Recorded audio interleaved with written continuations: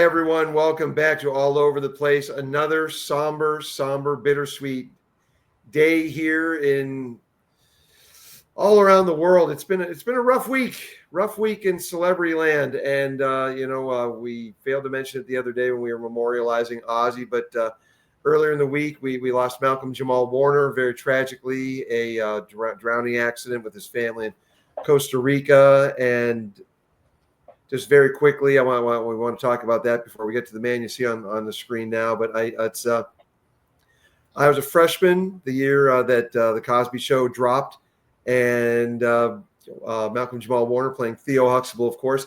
And Malcolm's my age, or was my age. We're both born in '70, and so I always related well to the Theo character, and the always trying to outsmart the parents, thinking he knows, and always getting schooled.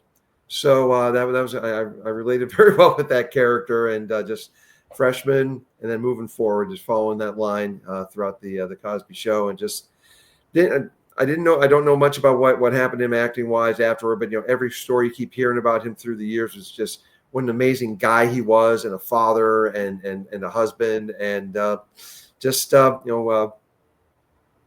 condolences to the family there, and Malcolm Jamal Warner. And you see Marty and I here, and quick little note here, folks. Jim has not been able to join us in studio this week because he's vacationing with the family in a faraway and very shivery place, and I don't know if he wants us to drop where he is. I'll let him reveal it when he gets back. But unlike with Ozzy the other day when we were memorializing Ozzy, we got a hold of Jim because Jim's a big pro wrestling guy, and Marty had the great idea to touch base with him.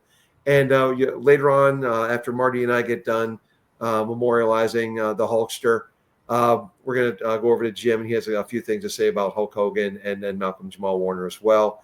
And just again, very quickly before we move on to Hulk, as you can see over my left shoulder on your screen right there, golden earrings, George Koolemans, guitarist with the band. He also wrote their only top 10 hit.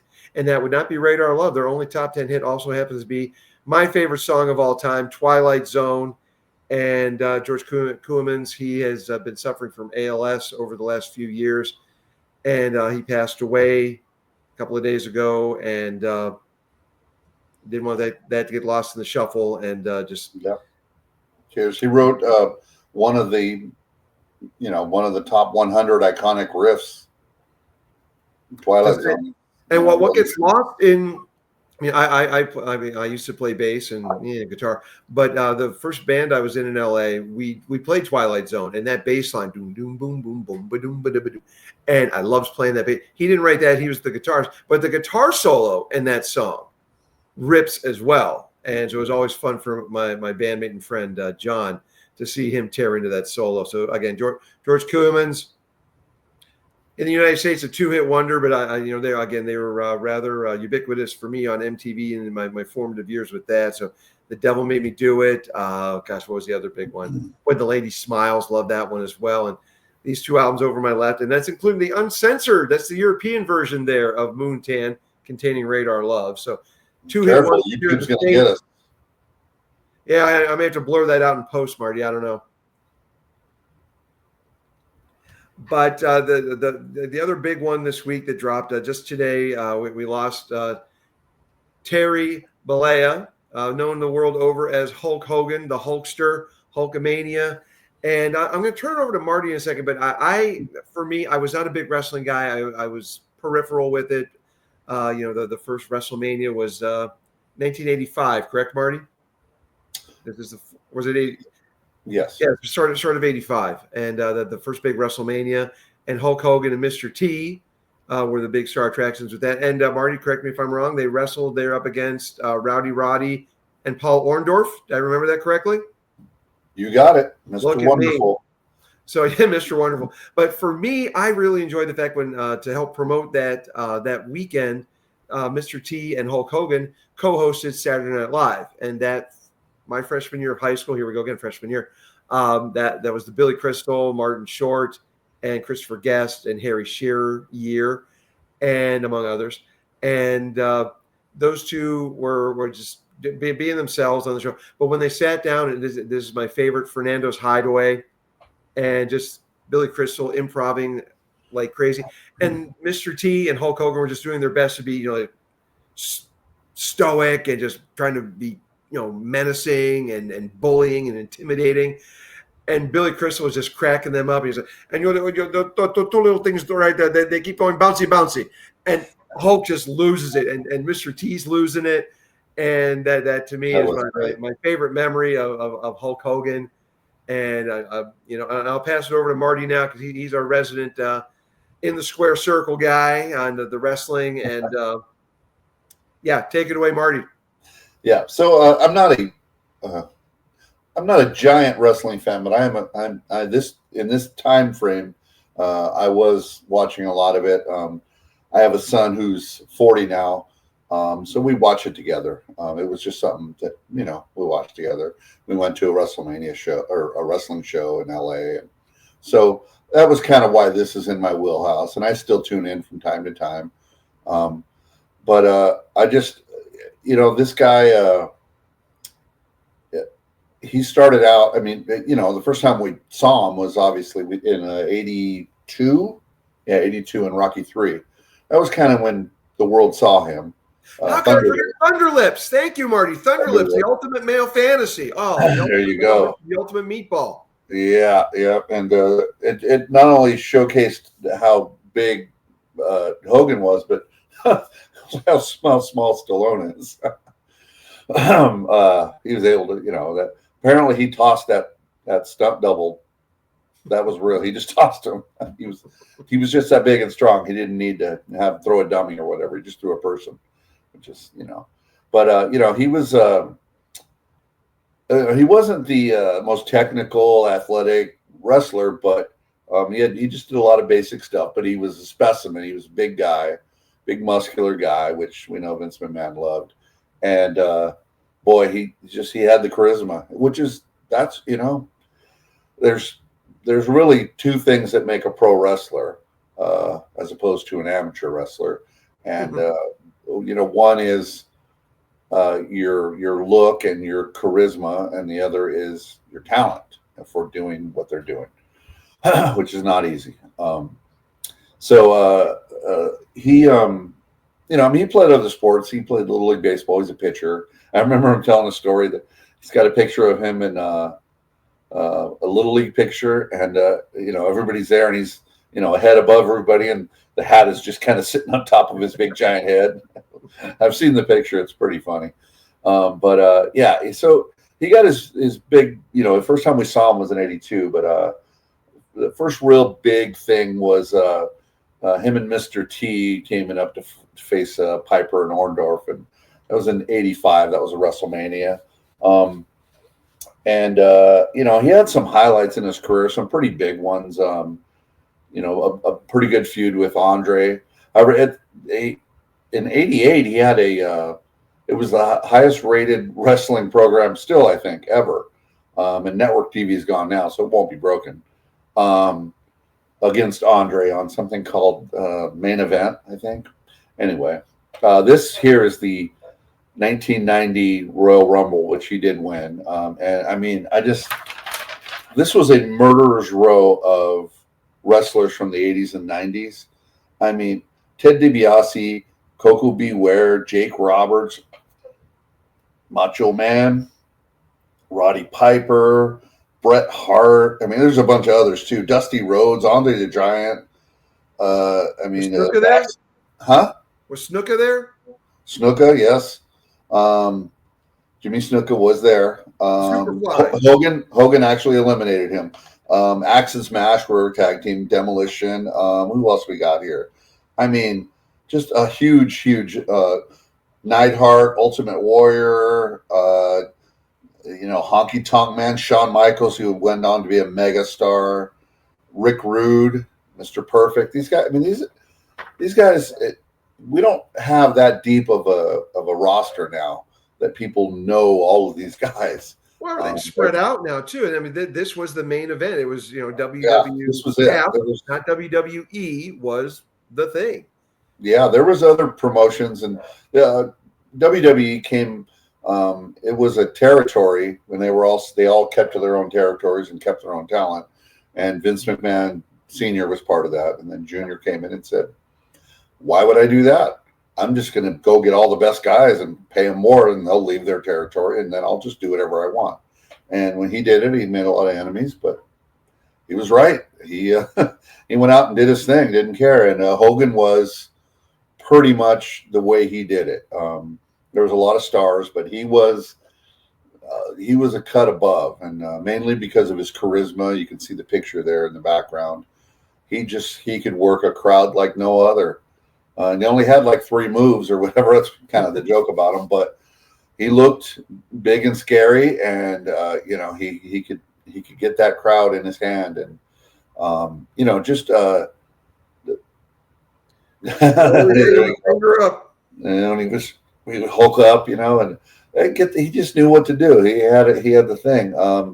But he had some. I'll just rip off a few of these big matches. He had a big match against The Undertaker in '91, and then this was one of the few times he did the job for someone else. Undertaker beat him after there was a little cheating shenanigans with Ric Flair or whatever.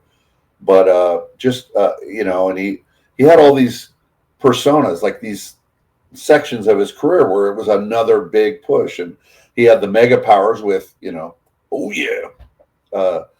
with Macho Man, and that was a pretty good one. They had a good couple of year and a half run with Miss Elizabeth and all that, and then he did something. He went away to go make movies, and he came back to the rival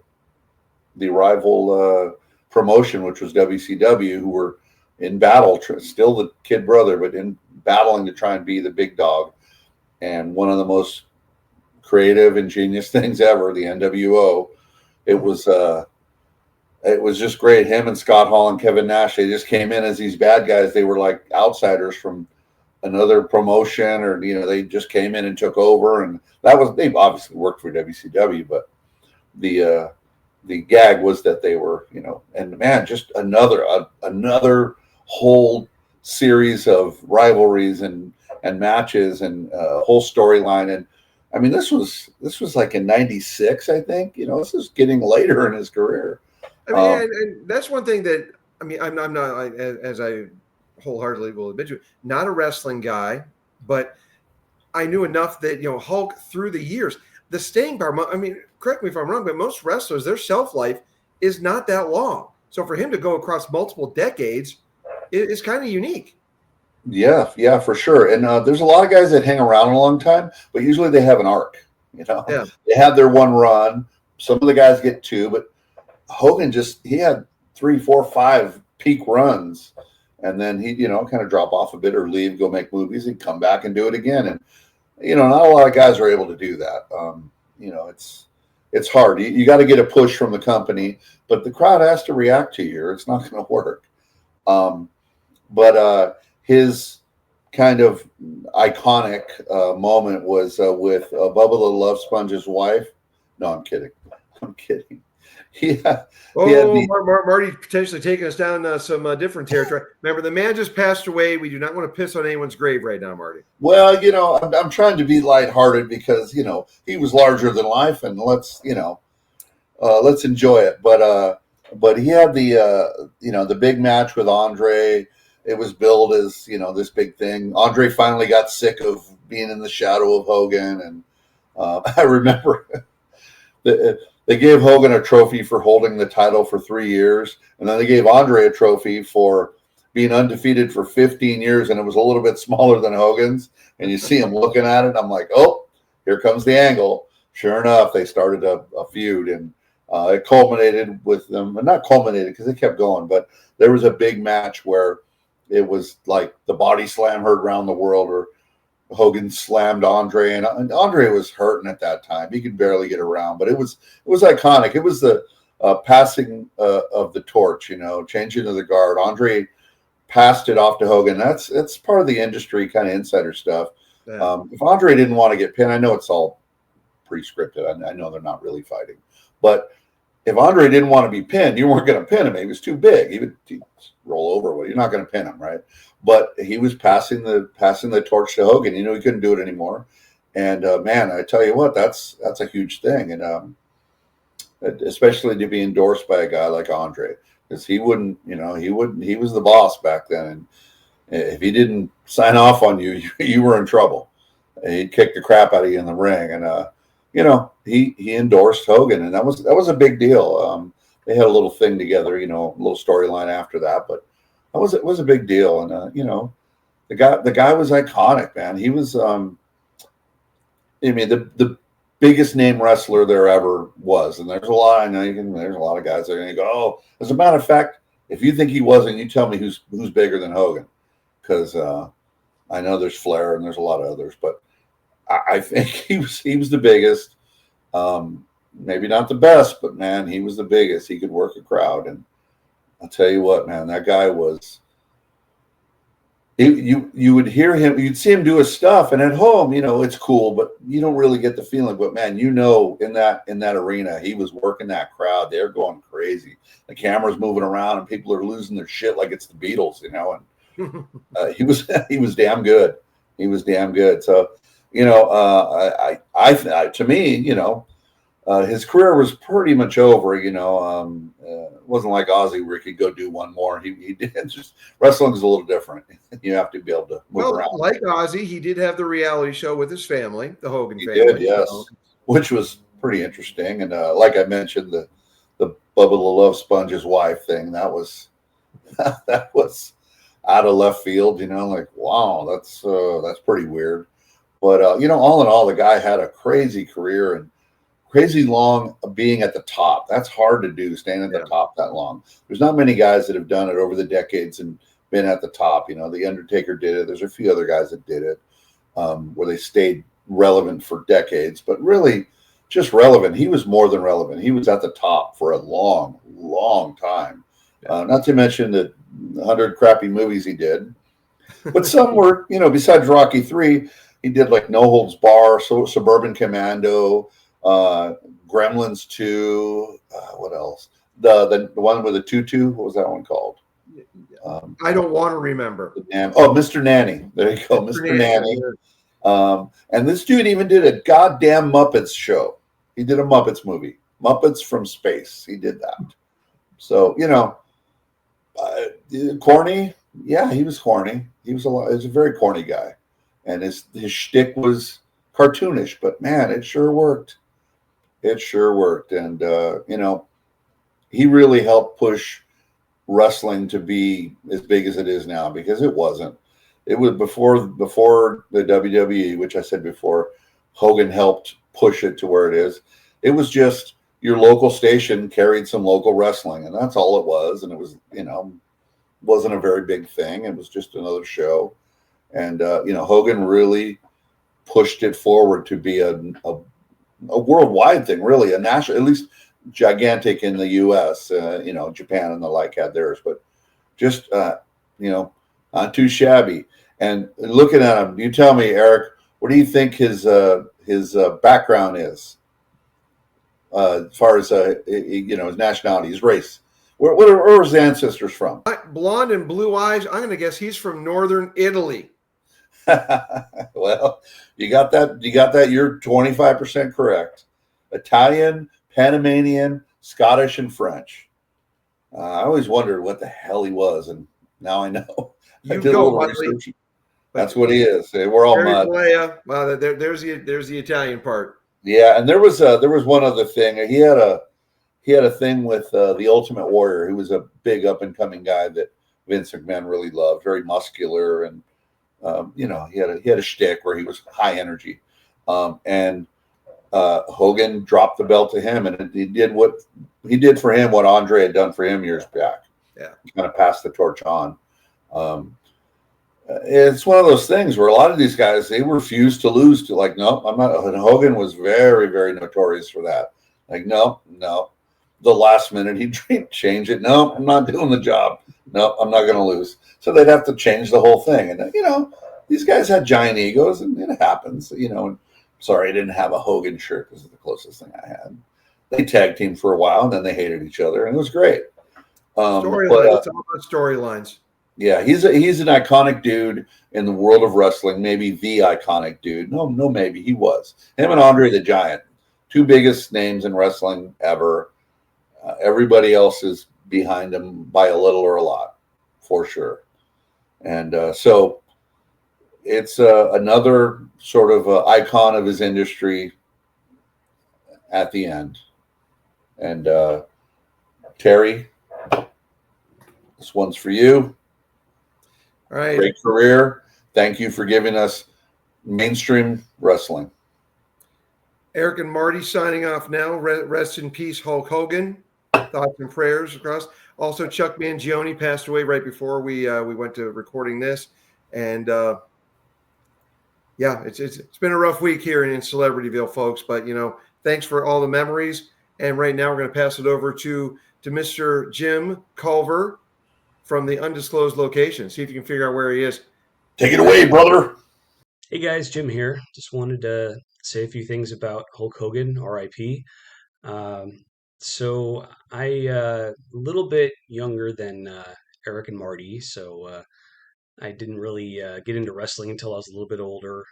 But growing up in the '80s, he was always an icon. He was always part of our culture. He was always there. Um, Rocky, lots of other movies, TV, wrestling, of course. He was just such an iconic presence in our culture as I was growing up. And when I did get into wrestling in the early 2000s, he thankfully was making a comeback at the time. So I did get to see him wrestle a lot live. I actually went to the only WrestleMania that has ever been in Seattle back in 2003. He wrestled Vince McMahon, and it was awesome to see him uh, wrestle live near the end of his career. I think he was into his 50s at that point, but still in amazing shape, still doing great. Um, so that was a lot of fun. And Yeah, I mean, just everything he was in. Rocky was a personal favorite. Rocky 3, um, Gremlins 2. His cameo was a lot of fun in that. Um, and He made a lot of terrible movies too. Although like Suburban Commando with Christopher Lloyd is a personal cult favorite. But Yeah, just a really fun presence and really kind of typified 80s American culture. Really patriotic, really strong, um, fun. Just had that really intense screen presence. Often imitated, never equaled, um, and of course, kind of stayed in the culture as he got older. Um, there was the lawsuit with Gawker, um, and where he kind of cleaned them out, and leads to another question: what was the better SmackDown he did, Rocky Balboa or Gawker? I'll leave that to you guys to decide.